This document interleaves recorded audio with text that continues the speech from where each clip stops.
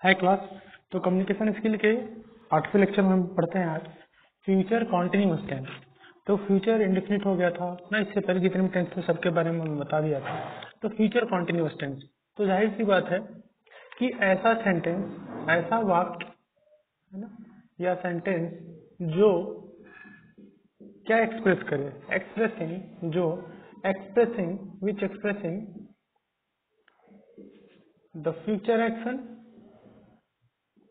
The future action in progress. तो आपका future action जो प्रोग्रेस में हो उसको बोलते हैं फ्यूचर कॉन्टिन्यूअस टेंस। सिंपल सी बात है, ठीक है। ऐसा कोई एक्शन जो कि प्रोग्रेस हो। अब देखो, प्रोग्रेस मतलब एक्शन जो फ्यूचर में प्रोग्रेस हो, मतलब जो इसका पॉइंट ऑफ टाइम क्या है, पॉइंट ऑफ टाइम, जो इस टेंस का पॉइंट ऑफ टाइम इस सेंटेंस का वो क्या है, फ्यूचर है। मतलब आगे होगा, वो कंटिन्यू रहेगा, ठीक है, ठीक है। तो देखो, अब इसकी पहचान वगैरह क्या होती है, पहचान क्या, आपको हिंदी वाली बात तो करनी नहीं है, ठीक है। तो देखो, अब इसका रूल्स क्या होता है, रूल समझ लो कि अगर इसका सिंपल सेंटेंस है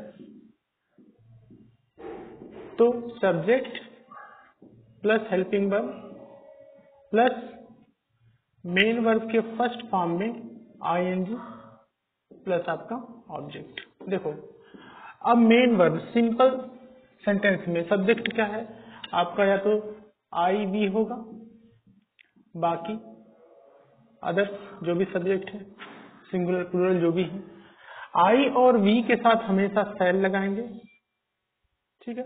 और अदर्स के साथ हमेशा क्या हम लगाएंगे, अदर्स के साथ हमेशा हम विल लगाएंगे। तो इतना ध्यान रखना। तो ये क्या हो गया आपका हेल्पिंग वर्ब, विल और शैल। मेन वर्ब है, जैसे मेन वर्ब में लिखा हूं गो, तो गो के साथ आईएनजी जुड़ेगा, हो जाएगा गोइंग। रीड है फर्स्ट फॉर्म, तो रीडिंग आईएनजी जुड़ जाएगा प्लस आपका ऑब्जेक्ट। तो आपको इसी तरह से अगर निगेटिव सेंटेंस हो, अगर क्या हो आपका निगेटिव सेंटेंस हो, निगेटिव, तो निगेटिव को किस तरह से देख सकेंगे।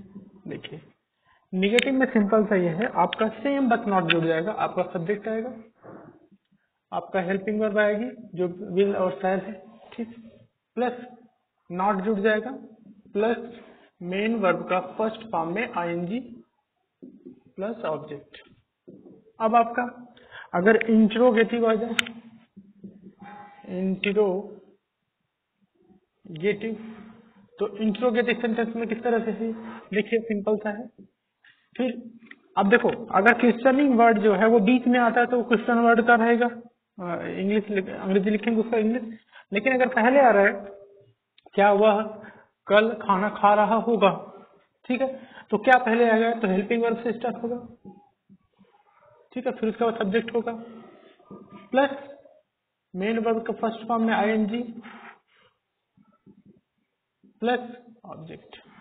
अगर नॉट आता है, ठीक, अगर नॉट आएगा तो सब्जेक्ट के बाद नॉट जुड़ जाएगा। बस इतना सा है आपका इसका रूल है, सिंपल सा, ठीक है। देखो, अब मैं क्या बताया कि वो इसमें फ्यूचर कॉन्टिन्यूअस में वो टेंस आते हैं जो कि फ्यूचर में आपका बताते हैं कि आपका कोई एक्शन जो है वो प्रोग्रेस में है। तो देखो, इसका एग्जांपल कुछ करते हैं। जैसे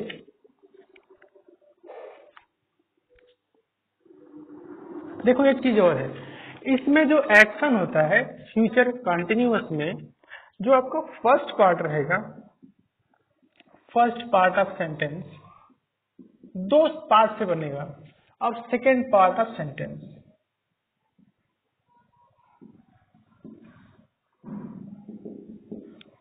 दो पार्ट से मिलके बनेगा। तो देखो, दोनों पार्ट को अलग अलग वर्ड में अलग अलग हम आपके टेंसेज में लिखते हैं।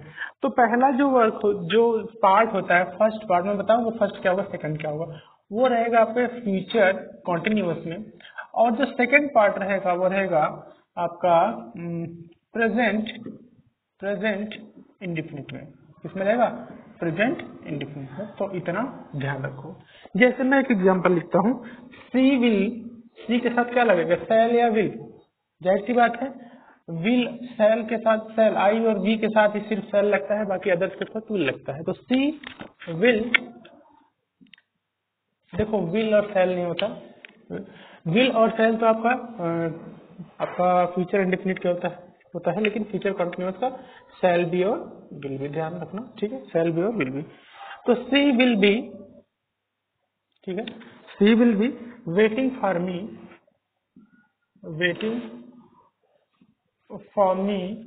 ठीक है, when I reach her home, जब तक कि मैं उसके घर नहीं पहुंचा वो हमेशा वेट करती रहेगी, जो भी है।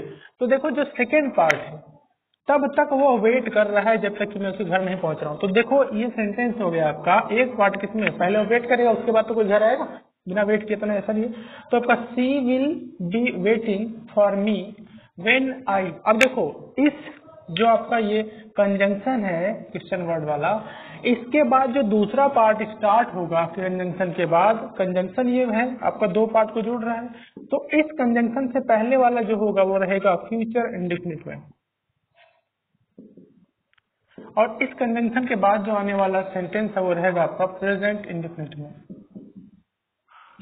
अब इतना डिटेल में मैं पढ़ा रहा हूँ, जो फालतू रहेंगे उनको फालतू ही लगेगा, ठीक है, क्योंकि अगर थोड़ा सा भी ध्यान दे तो आपको काफी समझ में आएगा ना, और यही नहीं काम आएगा, आगे भी काम आएगा आपका, ठीक है। तो ध्यान रखो, आपका फ्यूचर कंजंक्शन के बाद आपका प्रेजेंट इंडेफिनिट, और उससे पहले आपका फ्यूचर कॉन्टिन्यूअस, ठीक है। एक सेंटेंस, दूसरा सेंटेंस मैं लिखता हूँ, व्हाट विल ही, देखो what will he, what will he B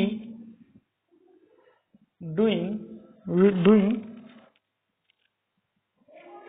when you visit him, when you visit him। देखो एक चीज और सुधार करना है नियम में, यहाँ आपका इसमें जो है आपका जो मेन जो सब्जेक्ट आएगा, जो इसमें जो सब्जेक्ट आएगा आपके इंट्रोगेटिव सेंटेंस में हेल्पिंग वर्ब के बाद, देखो आपका क्या आएगा, विल या शैल, उसके बाद सब्जेक्ट आएगा, फिर आपके बाद क्या आएगा, बी आएगा, ध्यान रखो ये, फिर इसका मेन वर्ब के फर्स्ट फॉर्म में। इसी तरह से इसमें हेल्पिंग वर्ब विल बी शैल भी होता है, जो भी आगे देखेंगे उसको, ध्यान रखो। अच्छा देखो, लेकिन अगर क्वेश्चनिंग वर्ड बीच में आ गया है तो उसकी इंग्लिश पहले लिखेंगे, और विल और बी के बीच में आपका सब्जेक्ट आएगा, ठीक है। तो what will he be doing when you visit him, अगर देखो मैं अगर अब पूरा सेंटेंस अगर हम समझते तो ये पूरा फ्यूचर में है, अगर मैं यहाँ पे लिख देता you will be visiting him, तो ये क्या सही भद्दा मजाक हो जाता, सब तो आपका फ्यूचर में रहेगा नहीं, फ्यूचर आपको देखने में लग रहा है, लेकिन इस कंजंक्शन के बाद जो आने वाला सेंटेंस है वो हमेशा किसमें रहेगा, फ्यूचर आपके प्रेजेंट इंडेफिनिट में। तो आपका ये तो हो गया फ्यूचर कॉन्टिन्यूअस में, ठीक है। What will he be doing when you visit him, तब वह क्या कर रहा होगा जब तुम वहां पे पहुंच जाओगे, अगर विजिट कर जाओगे। तो कंजंक्शन के बाद में देखो, अगर तुम पहुंच जाओगे तो वो क्या कर रहा होगा, अगर तुम पहुंच गए वहां, अगर तुम वहां पहुंच गए तो वो क्या कर रहा होगा। तो पहले कंप्लीट ये काम हो रहा है, बाद में ये कंप्लीट होगा, तो क्या होगा, पहले क्या होगा, आपका पहुंचना होगा, तो बाद में ही तो वो क्या कर रहा होगा वो देखेंगे। तो आपका जो बाद में होगा, मतलब जो बाद में होगा, अभी होने वाला, उसको किसमें रखेंगे, फ्यूचर कॉन्टिन्यूअस में, और जो हो गया अभी जैसा पहुंचे हो तो वहाँ पे क्या होगा, फ्यूचर आपका present indefinite tense, future continuous conjunction के बाद फ्यूचर आपका प्रेजेंट इंडेफिनिट टेंस। देखो ये सेंटेंस और प्रोबेबली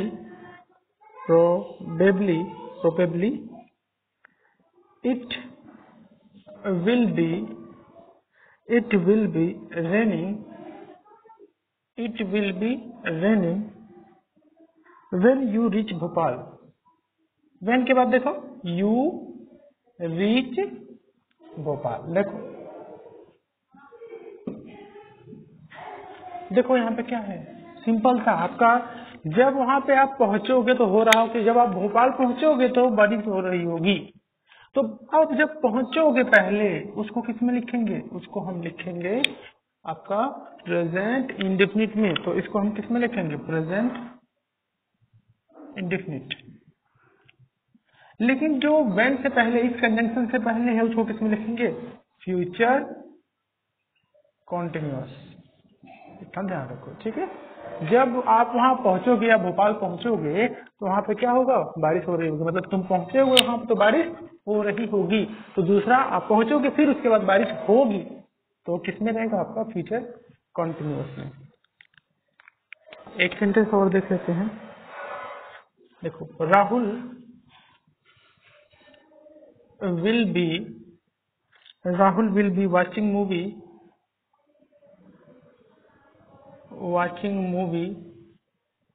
ठीक है, watching movie on television now, on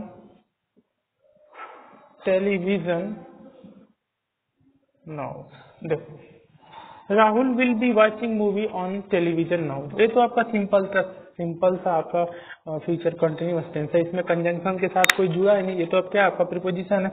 तो प्रीपोजिशन के बाद ऐसा नहीं है कि सेंटेंस बना दो फ्यूचर इंडेफिनिट में, ये सेंटेंस आपका सही है, इसमें कोई कंजंक्शन जुड़ा नहीं है, तो इसलिए सिंपल सा ये सेंटेंस आपका फ्यूचर कंटिन्यूअस का सही है, ठीक है।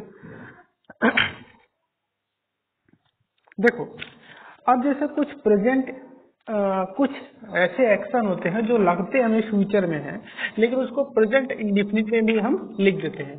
तो ये अब आई थिंक आपको समझ में आया होगा, तो मैं इसको एक बार मिटा देता हूँ। बी पार्ट इसका देखते हैं कि बी पार्ट में क्या है। देखो, इसको नोट करते हुए ही चलिए आप लोग। देखो, अब जो फ्यूचर कुछ वर्ड है, फ्यूचर जो सेंटेंस है, इसको हम प्रेजेंट इंडेफिनिट में भी लिख देते हैं। प्रेजेंट इंडेफिनिट में भी मैं आपको बताया था, जैसे कि मैं आज बड़ोदरा जाने वाला हूँ, जाऊंगा, आज ही जाऊंगा या कल जाऊंगा, कल मेरी फ्लाइट है, इतने तारीख को मैं जाने वाला हूँ। तो आपका फ्यूचर में है चीज, लेकिन उसको हम प्रेजेंट इंडेफिनिट में भी लिख सकते हैं। अगर फ्यूचर में आपका सेंस है कि he will be going to Pune by a car, आज वह पुणे जाएगा किससे? कार से, आज जाने वाला है, ठीक है, फ्यूचर में दिख रहा है, तो फ्यूचर में भी सही चलेगा और आपको प्रेजेंट इंडेफिनिट में भी चलेगा। जैसे एक सेंटेंस में लिखता हूँ, he will be going to Pune by car today, मतलब वह आज कार से पुणे जाने वाला है। ये सही है, ठीक है, लेकिन हम ये भी लिख सकते हैं कि he goes to Pune by a car today, ये भी सही है। तो आप इस प्रेजेंट इंडेफिनिट को फ्यूचर कॉन्टिन्यूअस में भी लिख सकते हैं। अगर कोई क्या है, अगर कोई ये जो एक्शन है प्री डिसाइडेड है, मतलब आज ये काम होने वाला है, तो उसको आप फ्यूचर कॉन्टिन्यूअस में भी सही मानोगे और प्रेजेंट इंडेफिनिट में भी सही मानोगे, ठीक है। तो ये आपका एग्जाम्पल है। देखो, ये आपका क्या हो गया? आपका फ्यूचर कॉन्टिन्यूअस टेंस। तो फ्यूचर कॉन्टिन्यूअस टेंस के बाद आपको पता ही है कि फ्यूचर परफेक्ट टेंस होता है। फ्यूचर परफेक्ट टेंस वही है कि एक काम कंप्लीट होगा पहले उसको रखेंगे फ्यूचर परफेक्ट में, और एक काम दूसरा जो कंप्लीट होगा उसको रखेंगे हम किसमें? प्रेजेंट इंडेफिनिट टेंस में, ठीक है। जैसे ये था वैसे लगभग आपका फ्यूचर परफेक्ट भी होगा, ठीक है। आपका अगर ये चीज समझ में आया तो आगे चलते हैं, ठीक है। एक बार मैं सिंपल से एक दो सेंटेंस बता देता हूँ, बाकी सब इसी के जैसा है, ठीक है। कोई रूल उसमें बहुत ज्यादा पहाड़ नहीं है, ठीक है। अब जो चीजें समझने वाली थी, देखो हम सबसे ज्यादा गलती किसमें करते हैं? प्रेजेंट इंडेफिनिट, प्रेजेंट कंटिन्यूअस में सबसे ज्यादा गलती करने वाले हैं, ठीक है। तो वो सब चीजें एक बार देख लेना आपको, तभी ये चीज समझ में आएगा। देखो, अब हम पढ़ते हैं फ्यूचर परफेक्ट टेंस। देखो, अब जो फ्यूचर परफेक्ट टेंस होता है उसमें क्या होता है? इसमें टू एक्शन होते हैं। देयर आर टू एक्शंस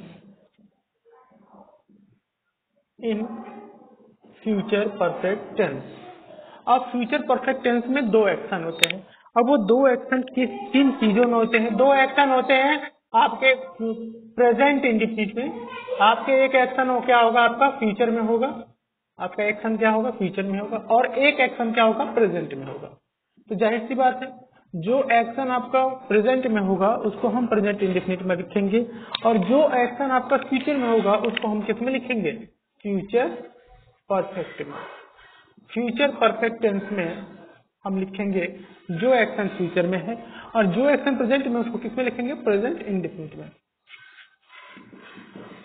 तो उन एक्शन को पहले लिखेंगे जो फ्यूचर परफेक्ट में है, और कंजंक्शन लगा के उन वर्ड्स, उन सेंटेंस को लिखेंगे जो प्रेजेंट में है। ठीक है, जैसे अच्छा पहले इसके रूल्स देख लो, रूल्स क्या होते हैं। देखो विल भी शैल भी होता है, तो इसमें क्या होता है आपका? इसमें होता है आपका हेल्पिंग वर्ब, जान लो। ठीक है, हेल्पिंग वर्ब, बाकी तो सेम है।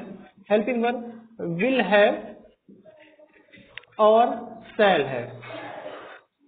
अब देखो, अब जो विल हैव शैल हैव है, इन्हीं के बीच में आपका जब क्वेश्चन वर्ड आएगा, क्वेश्चन सेंटेंस आएगा, तो सब्जेक्ट इसके बीच में आता है, और जब नॉट आएगा तो नॉट भी शैल हैव और विल हैव के बीच में आता है। ठीक है, ये सब चीजें आपके रूल्स है सिंपल से, जो आपको जानना चाहिए। 9th और 10th में भी आप लोग बहुत पढ़े होंगे। तो देखो दो तरह के सेंटेंस है आप इसमें आएंगे, एक ही आपका टेंस है लेकिन दो तरह के सेंटेंस आएगा। तो इसको देखो किस तरह से करेंगे। ठीक है, देखिए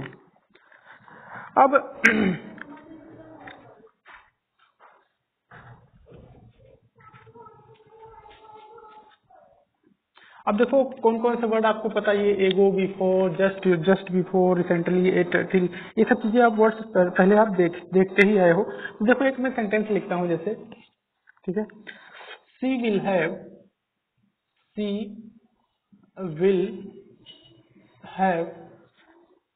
ऑलरेडी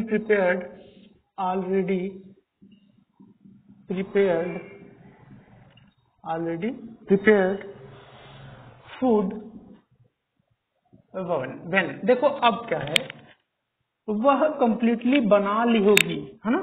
क्या बना ली होगी? फूड, खाने को। व्हेन, अब देखो व्हेन के बाद जो फ्यूचर परफेक्ट में होगा उसको फ्यूचर में रखे, जो फ्यूचर में होगा। अब व्हेन के बाद जो कंजंक्शन आया, कंजंक्शन के बाद आने वाला वर्ड किस में होगा? आपके प्रेजेंट इंडेफिनिट में। तो क्या आएगा? When I reach home. ठीक है, तो जब मैं घर पहुंचा तो वो खाना बना ली होगी। ठीक है, तो आपका जो पहले खत्म हुआ, आपका जो फ्यूचर में दिख रहा है आपको फ्यूचर में, जो आपका बाद में कंजंक्शन के बाद है उसको प्रेजेंट इंडेफिनिट में। तो आपका जो फ्यूचर में मतलब जब मैं पहुंचा हूँ तब तक उसका खाना बन गया होगा। तो बन गया होगा तो फ्यूचर में है, तो इसको फ्यूचर परफेक्ट में रखेंगे। ठीक है, जैसे आगे सेंटेंस एक दो और देख लेते हैं।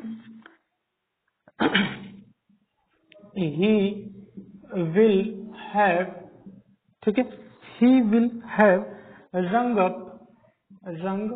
अच्छा देखो विल मतलब इसमें जो क्वेश्चन वर्ड आता है आपका, जो वर्ब आता है, मेन वर्ब का कौन सा फॉर्म आता है? मेन वर्ब का थर्ड फॉर्म आता है। कहाँ जा रहा है थर्ड? तो he will have rung up his wife, rung up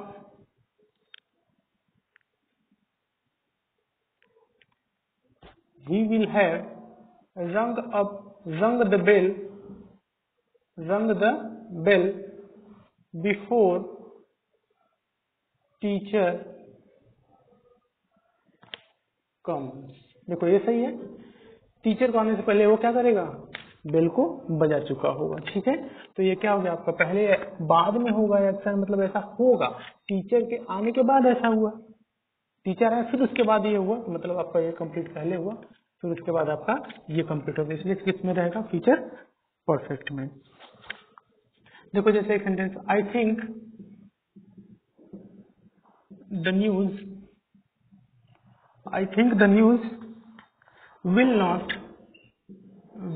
देखो विल और हैव के बीच में not, will not have been published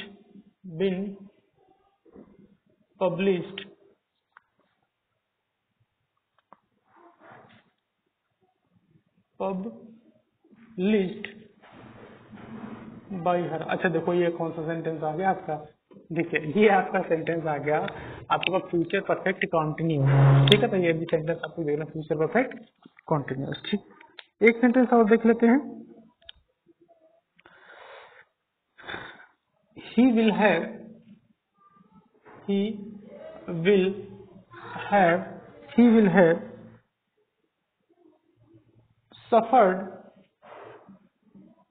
suffered a lot by now since his birth। मतलब वो सफर कर रहा है जब से निश्चित समय, उसका बर्थ जो हुआ वो निश्चित समय होगा, तो निश्चित समय से पहले क्या लगाते हैं, सिंस। नाउ देखो, he will have suffered a lot by now, तब से अब तक, सिंस हिज बर्थ, जब से उसका जन्म हुआ तब से वो सफर कर रहा होगा, कर रहा होगा। तो ये क्या हो गया आपका, फ्यूचर परफेक्ट हो गया। तो फ्यूचर परफेक्ट में सिंस और फार का भी यूज करते हैं। सिंस का यूज वहां पे करते हैं जहां पे आपका कोई ऐसा टाइम हो जो डिसाइड ना हो, लेकिन जो डिसाइड टाइम हो, जो फिक्स टाइम हो, वहां पे सिंस का यूज करते हैं। फार का यूज जहाँ पे करते हैं जहाँ पे आपका डिसाइड टाइम नहीं हो, आपका फिक्स टाइम नहीं हो। तो आपका जो जितना भी टेंस था उसके पूरे पार्ट में खत्म कर दिया हूँ। देखो आप लोग जब तक एक दो बार देखोगे नहीं, एक बार तब तक नहीं समझ में आने वाला, और एक बार में तो आपको पक्का नहीं समझ में आया, क्योंकि आप जो पढ़ रहे थे आपको वही अच्छा लगता है, जो चल रहा है आपको वही अच्छा लगता है कि मैंने इसका हेल्पिंग वर्ब है, इसका हेल्पिंग वर्ब है, इसके साथ ये लगेगा, उसके साथ वो लगेगा, ये देखते हो। थोड़ा सा ऊपर भी सीखो, इसके ऊपर तभी आएगा जब आपका प्रीवियस जो नॉलेज है, बेसिक जो नॉलेज है आपका सही होगा। तो पहले बेसिक नॉलेज सही करो, फिर उसके बाद ये वीडियोस देखना, एक बार देख लो, वैसे एक दो बार देखोगे तभी समझ में आएगा, वैसे समझ में नहीं आएगा। तो आज के लिए इतना ही। Thank you class.